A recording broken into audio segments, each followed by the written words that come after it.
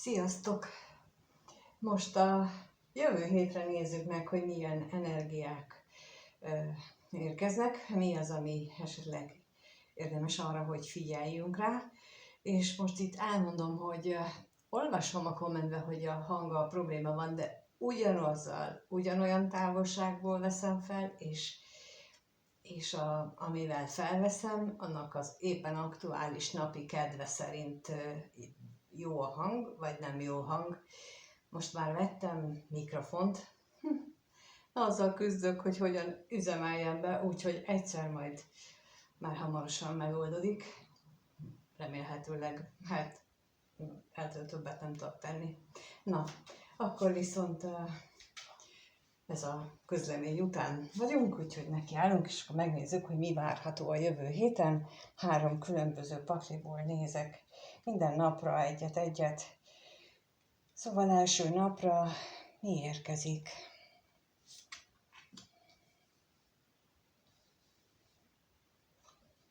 Az első nap. A második. Harmadik.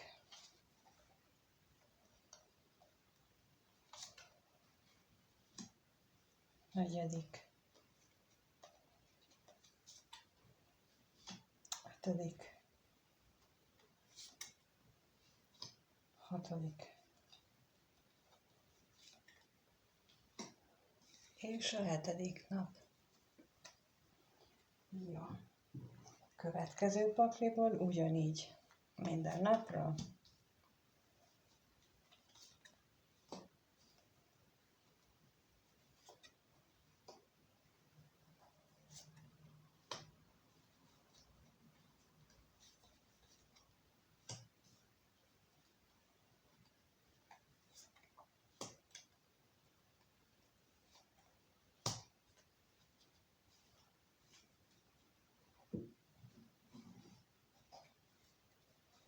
És a harmadik fajta, ez az angyali útmutatás kártyája.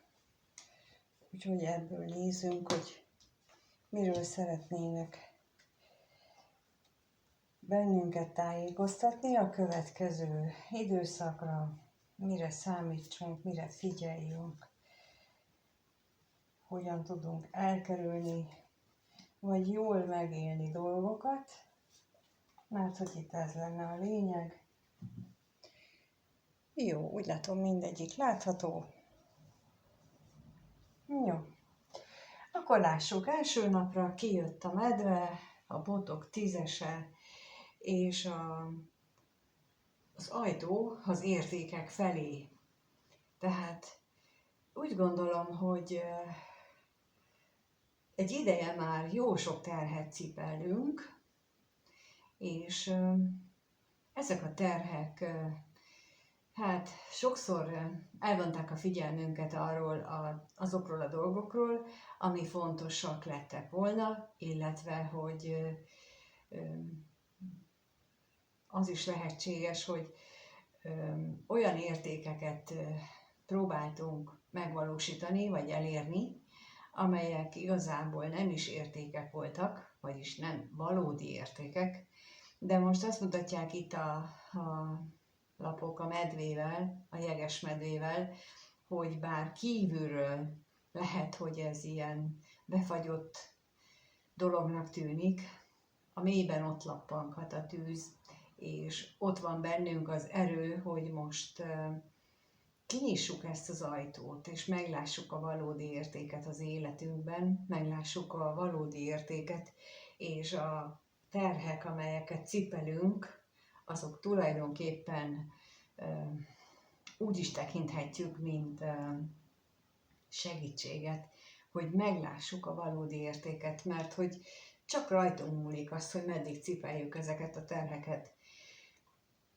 Bármennyire úgy tűnik, hogy vannak olyan szituációk, hogy nem a mi döntésünk, de a mi döntésünk csak, amikor azt mondjuk, hogy nem a mi döntésünk, akkor nem akarjuk felvállalni annak az ódiumát, hogy mit szólnak hozzá, ha mi így döntenénk.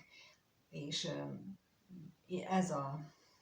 ez van mögötte, amikor azt mondjuk, hogy kényszerhelyzetben vagyok, és nem lehet, vagy tehát csak úgy dönthetek, valójában nem erről van szó, és lehetséges, hogy ilyen döntések sora vezetett oda, hogy eddig nem nyílt ki ez az ajtó, és eddig nem volt lehetőségünk arra, hogy beáramoljanak ezek az értékek, és ez nem feltétlenül csak pénzt jelenthet, bár itt ugye az anyagi dolgok repkednek, de hogyha megnézzük a képet, ott a távolban igazából az egy virágos kert, távolban házak, szobrok, tehát valami szépség is van mögötte. Lehet, hogy azért, mert hogy a pénzen meg lehet venni azokat a fizikai testünkben megélt élményeket is, de az valódi értékek azok sosem olyanok, amit pénzért meg lehet venni, azok mindig a lélekből fakadó értékek. Úgyhogy itt tulajdonképpen mind a kettőre lehetőségünk lesz. Ezt mondják az első napra a lapok. A második napra kijött a kasza, az érmékapródja és a személyes gyógyulásra nyíló ajtó, meg a boldogságra és a személyes gyógyulásra nyíló ajtó. Nagyon érdekes. Lehet, hogy az első nap, tehát a holnapi nap során, onnantól kezdve, hogy megtalált téged ez a videó, onnantól kezdve az első nap ugye valamiféle szemléletváltás történhet benned, vagy valami megértés, hogy eddig nem a saját terhedet cipelted, vagy például olyannak akartál megfelelni, aki érdemtelen, vagy olyan mintának akartál megfelelni, ami az csak egy látszat minta volt, és nem is volt mögötte tartalom, és ha ezt valahogy sikerül meglátnod, és lesz hozzá erőd, mert azt mutatják itt a lapok, akkor bizony itt a második nap úgy kezdődik, hogy akkor pakka elvágni a kasza, itt ugye a sarló van, de a sarló is képes elvágni azokat a megkötöző szálakat, ami a termés begyűjtésének akadályát képezik. Például úgy, mint a búzánál is, hogy addig nem lehet begyűjteni a kalászt, ameddig rajta áll a száron, ezért el kell vágni, és itt is erről van szó. A az érmék apródja, az itt jelezheti azt is, hogy ez úgy sikerülhet megvalósítani, hogyha valami pici tanulásba kezdesz, vagy valami új dologgal való tanulásba kezdesz, és ennek az új ismeretnek a megszerzése fogja számodra megadni azt, amivel képes leszel valóban megélni a személyes gyógyulásodat, és valóban megélni a boldogságot. És ugye mi az, hogy boldogság? Ez nagyon relatív, és nem egy olyan állapot, hogy konstansan fönnáll mondjuk reggel 6-tól este 10-ig, mert megrendeltük, hanem ez olyan a boldogság, hogy megrendeljük, mert eldöntjük, hogy mi képesek vagyunk rá, és 6-tól este 10-ig tudunk olyan dolgokat tenni, amiben mindegyikben megtaláljuk a pici apró örömöket, és akkor innentől kezdve az egész napi létünk az ebben az állapotban telik el, és amikor este számot vetünk arról, hogy mit csináltunk ma, akkor azt éljük meg, hogy mintha egész nap boldogok lettünk volna. Tehát nem úgy történik a boldogság, hogy reggeltől estig örömünk és boldogok vagyunk, hanem igazából ezt. És erre lehetőség adódik, de mondom, szükséges az, hogy legyen bátorságunk, valami újat tanulni, valami újnak utána nézni, valami új tanulásba kezdeni, tehát új ismeretnek a megszerzésével foglalkozni, és fölvenni azt a kaszát, és hogy mi döntsük el, hogy mi számunkra az érték, és mi az, aminek a kalászát be szeretnénk gyűjteni, és nem másnak a kezébe adjuk, hogy majd akkor majd más mondja meg nekünk, hogy mi lesz az, ami nekünk jó. Mert a harmadik napra pedig kijött a maszk, a Kejhek 2-es és a ajtó a románcra. Tehát a romantikus megélésekre nyíló ajtó. És tulajdonképpen, ha belegondolunk, amit az előbb mondtam, hogy mitől lehetünk boldogok, ennek a sarlónak egyedül azt kell levágnia itt a harmadik nap üzenete szerint, hogy ne akarjunk játszani, vegyük le valamelyik szerepünket, amelyiket egyébként el szoktuk játszani, és azt cseréljük le mondjuk egy érmékaprógyára, aki meg akarja ismerni a világot egy másik szemszögből, és abban a pillanatban megadatik a lehetőség arra, hogy egy olyan kapcsolódásunk legyen, vagy egy már meglévő kapcsolódásunk olyan szintre emelkedjen, ahol meglátjuk a másik ember valódi arcát, ahol vagy ő lát meg bennünket, mert megengedjük neki, hogy lásson bennünket. És ennyi elég ahhoz, hogy romantikus dolgok történjenek, és 33-as a száma ennek a kártyának, amely a romantikára nyíló ajtót jelöli. Hát az egy angyali szám, angyalszámok sorában, ugye a 11, 22, 33, ezek angyalszámok, sőt a numerológiában is a 33-as az egy kivételes számnak számít, mert hogy magában foglalja a 11-es, 22-es számokat, ami pedig mindegyik isteni feladatokkal érkezett személyről beszél, hogyha ez egy személyi szám, vagy a személyes száma az egyénnek, és egyébként pedig az 2 számnak az összege a 3 meg 3, 6, az pedig ugye a szeretőket adja ki, vagyis hogy az is a szeretetteljes kapcsolódás, de a döntést is, hogy jelenti, hogy a kezünkben van a döntés, tehát mi döntjük el, hogy levetjük-e azt a maszkot, vagy nem. És ez teljesen tudatosnak kell lenni ennek a döntésnek, mert ha nem tudatosan tesszük, akkor bizony mellét lehet nyúlni, hogy kinél vegyük le a maszkot, és kinél nem. Ehhez nagyon jó, hogyha tudjuk, ismerjük magunkat, és nem másokat kell ismerni. Magunkat. Nagyon sok energiát fektetünk abba, hogy más embereket kiismerjünk. Pedig csak magunkat kellene. Mert onnantól kezdve, ha mi magunkat ismerjük, akkor kordában tudjuk tartani, akkor tudjuk kezelni azt, hogy ne legyünk hirtelen agresszívek, ne menjünk bele játszmákba, ne kezdjünk, vagy ne válaszoljunk vissza olyan támadásokra, amit nyilvánvalóan azért kapunk, hogy bennünket provokáljanak, és ezt csak akkor tudjuk, hogyha ezeket így fel is ismerjük, de ez tanulható. Ez mind-mind tanulható, és akkor csak ennyi a kulcsa annak, hogy hogyan éljük meg, hogy megéljük ezt a boldogságot, ezt a romantikus érzéseket, vagy sem, de itt a döntés a mi kezünkben van, hogy levesszük el a maszkot. Na és akkor így érkezünk el a 4. nap az órához, az időhöz tulajdonképpen, és a kardok 9-eséhez, valamint a türelem lapjához. És érdekes, hogy fönt és lent is az idő, tehát itt nagyon fontos lesz itt ezen a napon.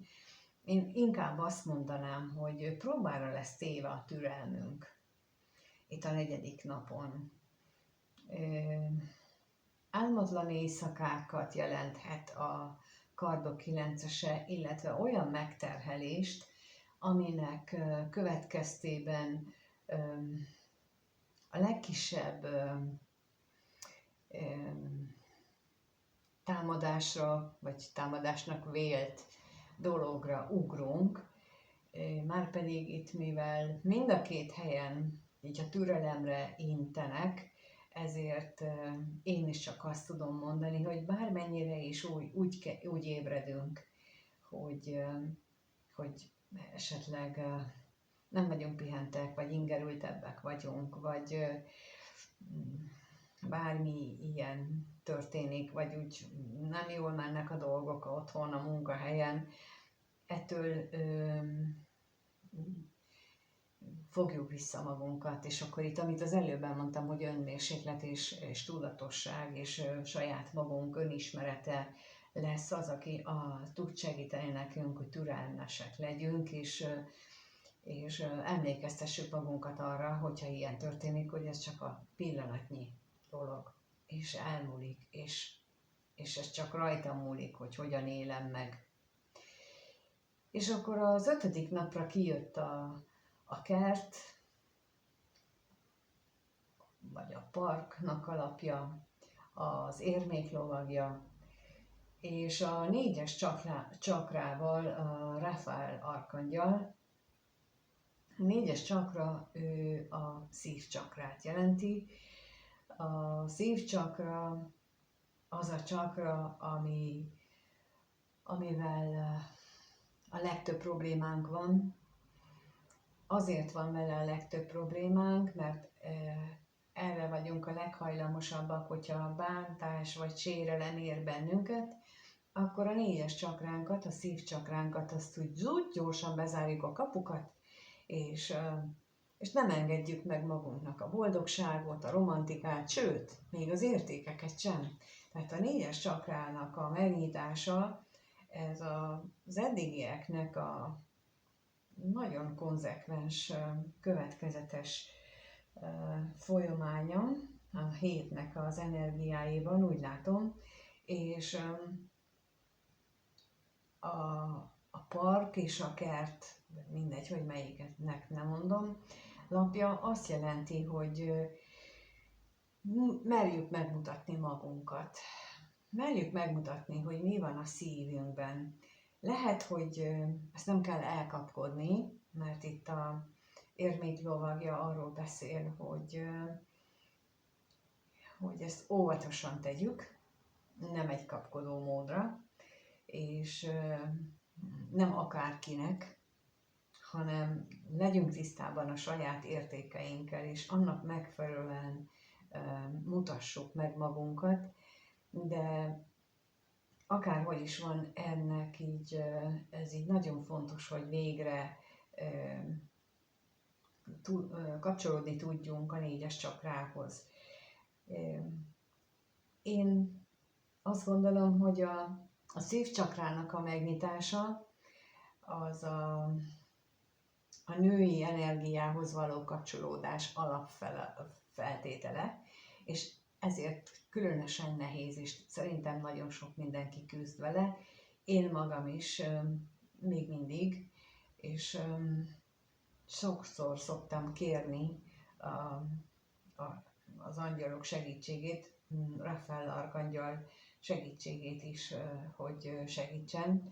Ő egyébként a gyógyítás angyala is, tehát hogyha betegségben szenvedünk, vagy bármilyen rossz közérzetünk van, akkor őt lehet kérni, hogy segítsen helyreállítani az egészségünket, segítsen megélni az egészséges létezésünket, és ne azt kérjük, hogy mulassz el a betegséget. Az egészségre koncentráljunk, nem a betegségre, hanem az egészséget kérjük, hogy azt állítsa helyre, vagy annak a fenntartásában segítsen, vagy mutassa meg, hogy hogyan tudjuk visszaállítani az egészséges állapotot, vagy helyreállítani, vagy fenntartani az egészséges állapotot a szervezetünkben, mit tehetünk érte, hogyan reagáljunk dolgokra. Úgyhogy ezt lehet tőle kérni, és ő szerintem segít. Nekem szokott segíteni, úgyhogy bátran próbáljátok ki ti is. És akkor elérkeztünk a 6. naphoz, ahol az egerek, a kardok 6-osa és a varázsló és a tükör lapja van. Hát ez egy nagyon lezáró, befejező nap tulajdonképpen, mert az egerek is azt mutatják, hogy itt bizonyos energiákat, amik már idejét múltak, azokat érdemes túl lenni rajta, érdemes tovább menni mellőle, mert ha nem, akkor úgyis jönnek az egerek, és akkor elrágják.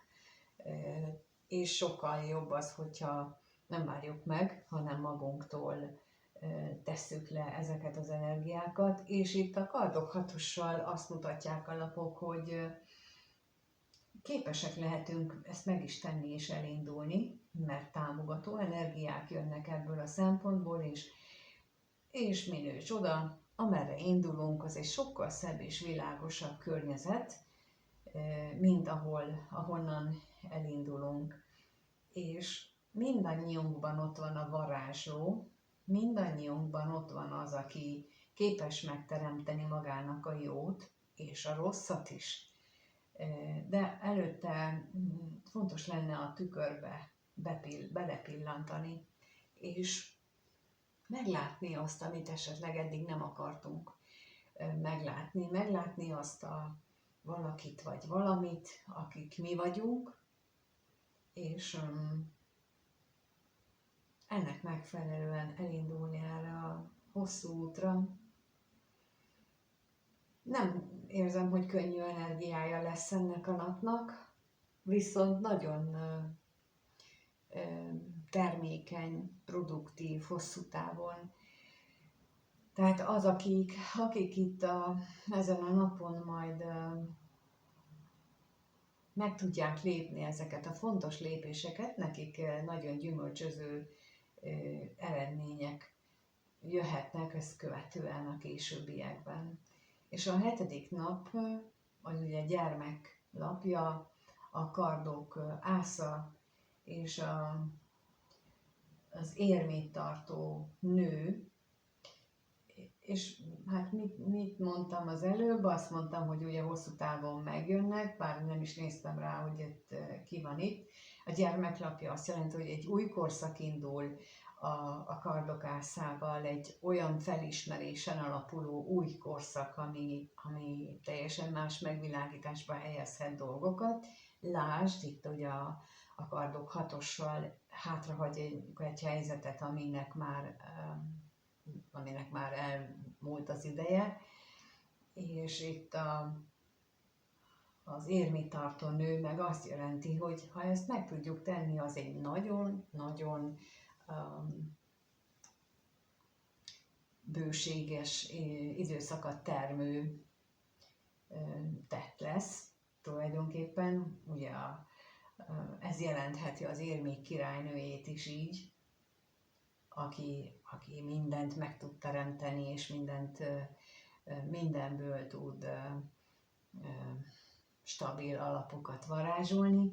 Hát itt erről beszélnek a lapok, hogy ehhez minden lehetőségünk meg lesz, égi és földi viszonylatban is, kapunk hozzá segítséget, és én azt gondolom, hogy ez egy nagyon-nagyon jó kis hét lesz tulajdonképpen, arról nem is beszélve, hogy amikor készítem a felvételt, akkor ezen a 7. napon